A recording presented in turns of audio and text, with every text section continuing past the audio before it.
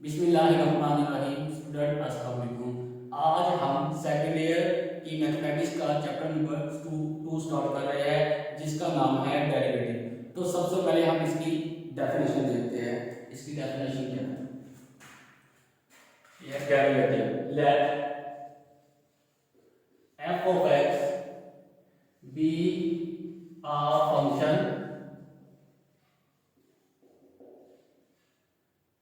then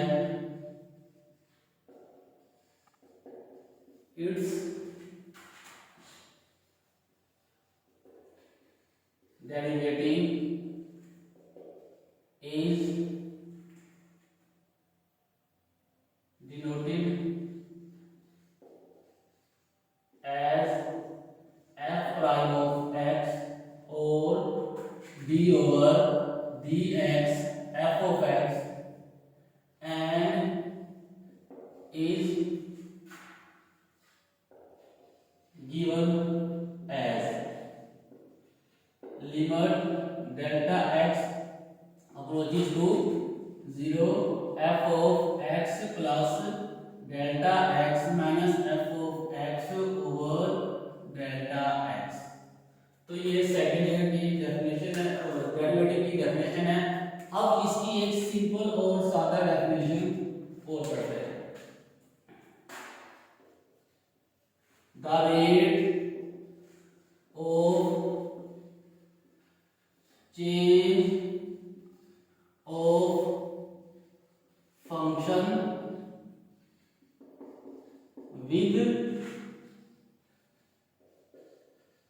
respect to the independent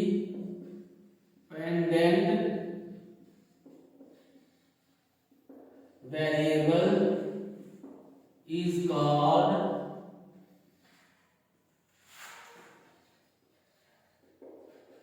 derivative.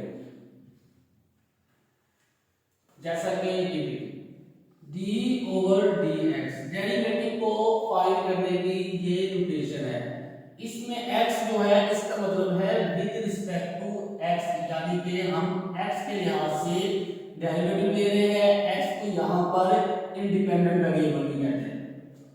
अब हमें दो फॉर्म में फंक्शन दिया होगा, या तो f ऑफ x की फॉर्म में गिवन होगा, या हमें किसी एक वेरिएबल y कह सकते हैं, उसके मुताबिक कोई फंक्शन दिया होगा। अगर हमें f ऑफ x मतलब दिया होगा तो डेरिवेटिव f ऑफ x का हम इसके डेरिवेटिव f ऑफ x इसको जाहिर करेंगे f of x, f prime of x। अगर हमें y दिया हो, इसका हमने डेरिवेटिव फाइंड करना हो, तो इसको कैसे लिखेंगे? dy over dx। यहां पर जो y वेरिएबल है इसको बोलते हैं डिपेंडेंट वेरिएबल, और x को बोलेंगे इंडिपेंडेंट वेरिएबल। अब ये डिपेंडेंट और इंडिपेंडेंट वेरिएबल क्या होते हैं? बेसिकली ये जो है स्टैटिस्टिक का टॉपिक है। स्टैटिस्टिक की वीडियो जब अपलोड होगी वहां पर मैं आपको डिटेल में समझाऊंगा, लेकिन यहाँ पर एक दो एग्जांपल देता चलूं ताकि आपको क्लियर हो डिपेंडेंट और इंडिपेंडेंट वेरिएबल क्या होता है, उसका क्या फंक्शन है। जैसे कि डिपेंडेंट वेरिएबल, डिपेंडेंट का मतलब है इन्हिसार करना। अब वो खुद पर उसका कोई रोल नहीं होता, वो दूसरे पर इन्हिसार करता है। जैसे ही दूसरा का कोई भी इफेक्ट होता है, पॉजिटिव या नेगेटिव, उस लिहाज से जो है डिपेंडेंट वेरिएबल इफेक्ट करता है। अब एक एग्जांपल लेते हैं सादा सी, एक बंदे की सैलरी और एक्सपेंडिचर। इसमें क्या रिलेशन है? इसमें डिपेंडेंट वेरिएबल कौन सा है और इंडिपेंडेंट वेरिएबल कौन सा है? डिपेंडेंट वेरिएबल का मैंने आपको भी मिसाल बताई कि डिपेंडेंट का मतलब है इन्हिसार करना। अब सैलरी खर्च पर इन्हिसार करती है, डिपेंड करती है, या खर्चा जो है वो सैलरी पे इन्हिसार करता है, यानी कि एक्सपेंडिचर जो है वो सैलरी पे डिपेंड करती है, या सैलरी जो है एक्सपेंडिचर पर डिपेंड करती है। अगर किसी आदमी की मंथली सैलरी जो है 30,000 है, अब उसका एक्सपेंडिचर मंथली उसी के अकॉर्डिंग होगा। अब एक बंदा 70,000 कमा रहा है या एक बंदा 1 लाख कमा रहा है, उसका एक्सपेंडिचर बढ़ जाएगा। यानी कि अगर किसी की आमदनी कम थी तो एक्सपेंडिचर उसके कम थे, अगर किसी बंदे की आमदनी ज्यादा हुई तो उसके एक्सपेंडिचर बढ़ गए। इसका मतलब ये हुआ कि जो एक्सपेंडिचर है वो डिपेंड करता है सैलरी पे। तो सैलरी यहाँ पर क्या हुआ, इंडिपेंडेंट वेरिएबल का रोल अदा कर रहा है, और जो एक्सपेंडिचर है वो अदा कर रहा है डिपेंडेंट वेरिएबल। एक और मिसाल लेते हैं, हमारे घरों में मंथली इलेक्ट्रिसिटी का बिल आता है। इसमें दो चीजें आपने देखी होगी कि number of unit to be consume, जितने यूनिट हमने सर्व किए हैं या इस्तेमाल किए हैं, दूसरा आता है बिजली का बिल। अगर हम यूनिट ज्यादा इस्तेमाल करेंगे तो जाहिर सी बात है बिल ज्यादा आएगा, अगर हम यूनिट कम इस्तेमाल करेंगे तो बिल कम आएगा। अब बिल जो है वो है डिपेंडेंट वेरिएबल और यूनिट जो है वो है इंडिपेंडेंट वेरिएबल। अब यूनिट जो है वो बिल पर इंसार नहीं कर रहा, लेकिन जो बिल है वो यूनिट पर इंसार कर रहा है, इसलिए जो बिजली का बिल जो होता है वो डिपेंडेंट वेरिएबल होगा और जो इलेक्ट्रिसिटी के यूनिट होंगे वो इंडिपेंडेंट वेरिएबल होगा। अब जो इसमें चेंजिंग आती है उसको इस पूरे फंक्शन में हम बोलते हैं डेल्टा एक्स या डेल्टा वाई। अगर हमें फर्ज किया ये कि क्वेश्चन दी है 2x की पावर 2 प्लस 5x, अब ये जो डेल्टा है ये डेल्टा, ये जो फर्क आया यानी कि कम यूनिट इस्तेमाल करने पे जो फर्क आया या ज्यादा यूनिट इस्तेमाल करने पे जो फर्क आया, उस फर्क को क्या बोलते हैं, डेल्टा।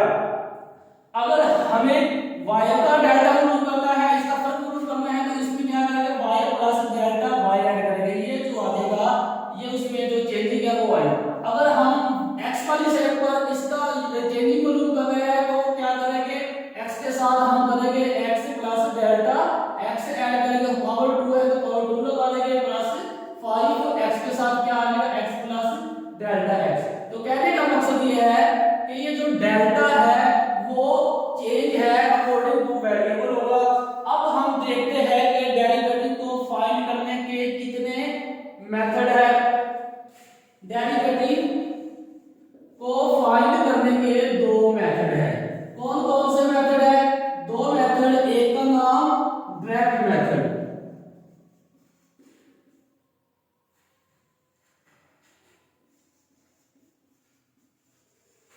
इसका जो सेकंड नेम है उसको क्या बोलते हैं, शॉर्ट कट मेथड। अब इसका दूसरा नाम क्या आएगा, इनडायरेक्ट मेथड। इनडायरेक्ट मेथड को फाइंड करने, इनडायरेक्ट मेथड के फर्दर तीन नाम है। डायरेक्ट मेथड का सिर्फ एक ही नाम है, लेकिन इनडायरेक्ट मेथड के तीन नाम है। नंबर 1 है जी ab initio, initio method. Number 2 पर आएगा definition method,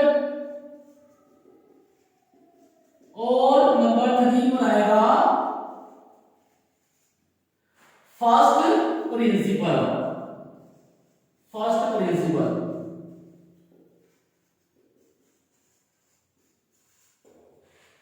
first principle method. अब जो डायरेक्ट मेथड है ये